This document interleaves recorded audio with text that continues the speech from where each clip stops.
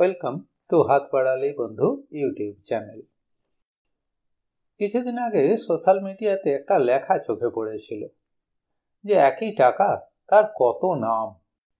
যখন যারা চাকরি করেন তাদেরকে যখন দেয়া হয় তার নাম হলো বেতন, আবার শ্রমিককে দেয়া হলে সেটা হলো মজুরি, ডাক্তারকে দিলে সেটা হলো ফিজ, ব্রাহ্মণকে দিলে দক্ষিণা। এরকম করে একটা লম্বা লিস্ট ছিল, বেশ ভালো লেগেছিল, হয়তো আপনাদেরও চোখে পড়েছে। আচ্ছা, আপনি যে টাকা পয়সা বিভিন্ন জায়গায় রাখেন সেখান থেকে যে বাড়তি প্রফিটটা পান সে কটার নাম কি সব এক? না, দেখুন তো।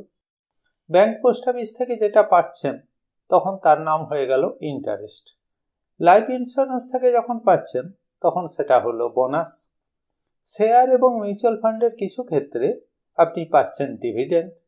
সাধারণভাবে আমরা যেভাবে মিউচুয়াল ফান্ড থেকে টাকা তুলি সেটা হয়ে গেল ক্যাপিটাল অ্যাপ্রিসিয়েশন। একই টাকা বিভিন্ন জায়গায় রেখে সব ক্ষেত্রেই প্রফিট পেলাম, কিন্তু নাম হয়ে গেল আলাদা আলাদা। ইন্টারেস্ট, বোনাস এগুলো মোটামুটি আপনাদের সবারই জানা। ক্যাপিটাল অ্যাপ্রিসিয়েশনটা কি? ধরা যাক সোনা 10 গ্রামের দাম যখন ছিল 50,000 টাকা, আপনি 50,000 টাকা দিয়ে 10 গ্রাম সোনা কিনেছিলেন।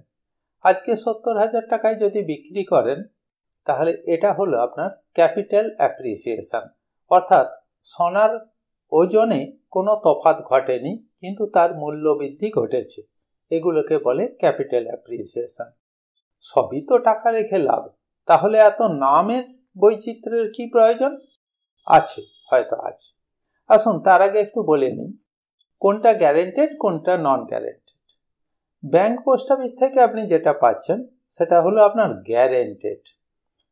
তাদের ব্যবসার যাই হোক, আপনাকে যদি বলে দেওয়া থাকে 6% ইন্টারেস্ট, আপনি 6% ইন্টারেস্টেই মেয়াদ শেষে টাকা পাবেন, এটা হলো গ্যারেন্টেড।